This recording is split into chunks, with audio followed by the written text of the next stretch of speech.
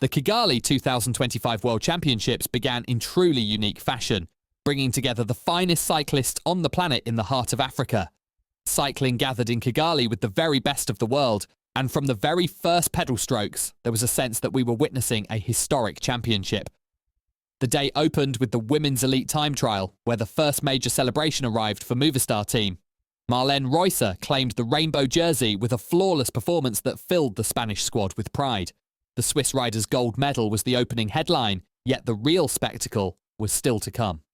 All eyes were already shifting towards the men's time trial, a brutal course where giants such as Remco Evenepoel, Tadej Pogacar, Isaac Del Toro, Ivan Romeo and Vine would battle. Anticipation was sky high, for this was no ordinary flat course for pure rouleurs, but an exacting time trial full of ramps, changes of rhythm, and a punishing finale that promised to decide everything. The overwhelming favourite was Evenepoel, chasing a third consecutive rainbow jersey, a feat reserved only for the giants of the sport. Yet, there remained intrigue. Could the course spring a surprise? Could explosive riders like Pogacar or rising talents like Del Toro tear up the script? Kigali, dressed in its finest, provided a majestic backdrop. Wide boulevards, passionate crowds, and a sporting atmosphere rarely seen in this region. Before the favourites rolled down the ramp, team staff checked every corner, and commentators reminded viewers how the difficulty of the course could wreak havoc. Isaac Del Toro, making his Elite Worlds debut, appeared calm in the warm-up zone, fully aware that every second against the clock was worth its weight in gold. Ivan Romeo, meanwhile, arrived eager to confirm his status as one of Spain's brightest prospects. Pogacar looked relaxed, though his gaze betrayed focus on a challenge that has never been his strongest terrain, while Evenepoel warmed up with the precision of a Swiss watch, locked into his date with destiny. The World Championships were underway, and the tension was palpable. Cycling prepared to write an unforgettable chapter in Kigali. The early stages of the men's elite time trial in Kigali brought drama from the very first riders down the ramp. Florian Vermeersch, part of Belgium's powerful squad, set the first benchmark with a strong 54 minutes and 49 seconds. For a while, his time looked difficult to beat, a solid mark that gave him the provisional hot seat. Yet this was a day designed for constant twists. The surprise came when Canadian rider Michael Leonard delivered the ride of his life, completing the course in 53 minutes and 39 seconds and knocking Vermeersch off the top of the standings. It was a reminder that this was no ordinary time trial, but a brutal course where every kilometre changed the story. Still, the Belgian camp had more cards to play. Ilan Van Wilder, riding for Soudal Quick-Step, soon took to the road and immediately began dismantling the previous splits. Faster at every intermediate check, Van Wilder stormed into the lead with a blistering 52.22, once again putting Belgium back at the very top. It was a show of strength from a nation that has dominated the discipline in recent years, a demonstration that the country's depth went far beyond Evenepoel himself. Behind the barriers, the atmosphere grew louder with every update on the big screens.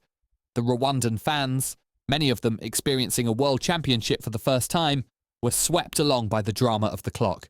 Each rider arrived at the finish completely spent, faces twisted by effort, while mechanics and soigneurs rushed to provide recovery. Meanwhile, the tension mounted as the big favourites prepared to roll off.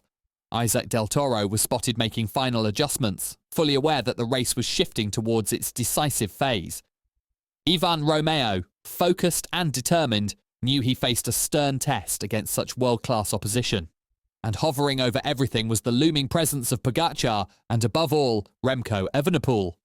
The Belgian's rainbow skin suit gleamed as he pedalled on the rollers, his eyes fixed and expression unreadable. It was clear that once he started, the level of the race would shift entirely. Kigali was witnessing a time trial unlike any other, a brutal contest where seconds felt like hours and every split time reshaped the podium picture. Spain's representatives also had their say at the Kigali World Championships, though realistic medal hopes looked distant from the outset. Raul Garcia Pierna was among the first to finish his effort, stopping the clock at 54 minutes and 49 seconds, a time that briefly kept him on the virtual podium, but one that was quickly eclipsed as the favourites took to the road. The Madrid-born rider arrived underprepared after abandoning the Vuelta a España and he paid for it on the tougher sections of the African course. Ivan Romeo, on the other hand, lined up with a different mindset, to show himself, to confirm his progression in an unforgiving discipline. The rider from Valladolid displayed power in the early splits and kept a steady rhythm, though not enough to trouble the top names. Spain dreamed of brushing shoulders with the elite, but the glory was reserved for others. Meanwhile, Australia stormed into contention with Luke Plapp, who stopped the clock at 52 minutes 49 seconds to move into second provisionally, though he knew the podium would be difficult to defend with the biggest names yet to start. Jay Vine, far more explosive and seasoned in long-time trials, was waiting in the wings as the nation's main card. Kigali buzzed with energy, the local fans treating every intermediate check as if it were a mass sprint.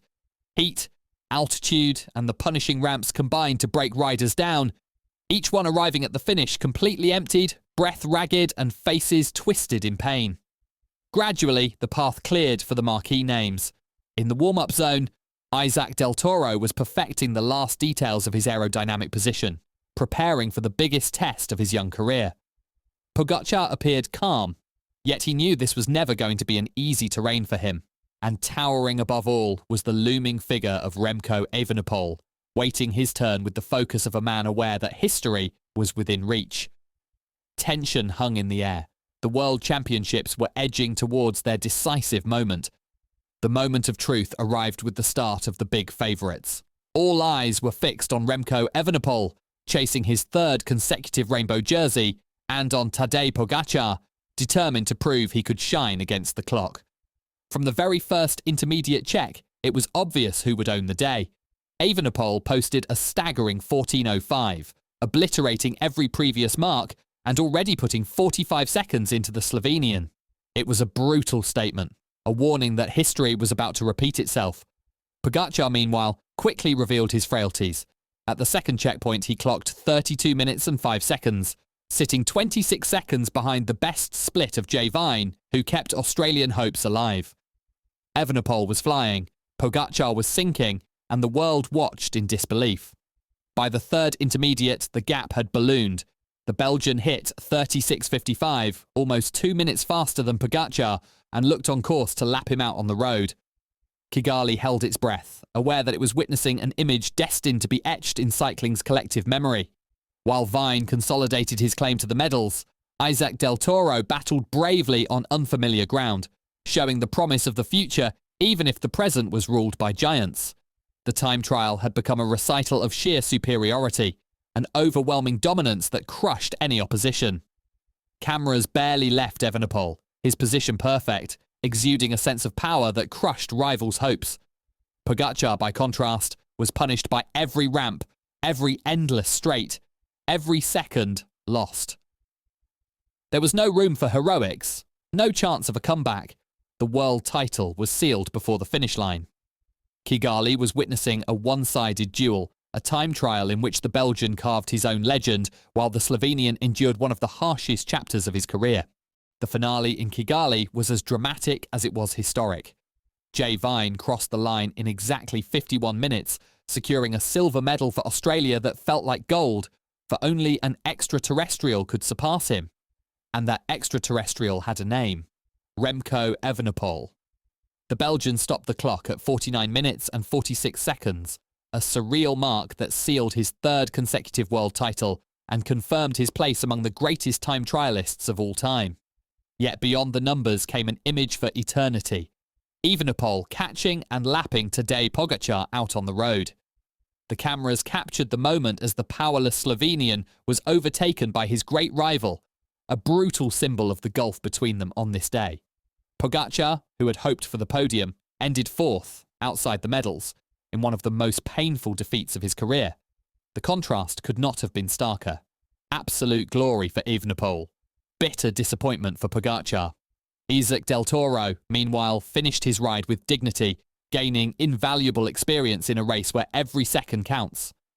Kigali had witnessed an unforgettable day, a world championship that will be remembered not only for the times, but for the emotions. Cycling gathered in Africa and delivered a spectacle carved into collective memory. Evenepoel raised his arms at the finish, fully aware he had written an indelible page. Fine smiled, content with his silver, and Van Wilder completed the podium, making it a Belgian 1-2-3 that showcased the nation's dominance against the clock. The crowd roared, knowing they had witnessed something unrepeatable. In the end, beyond the stopwatch, one iconic image remained. History will forever recall the day Evenepoel lapped Pogacar at the Kigali 2025 World Championships.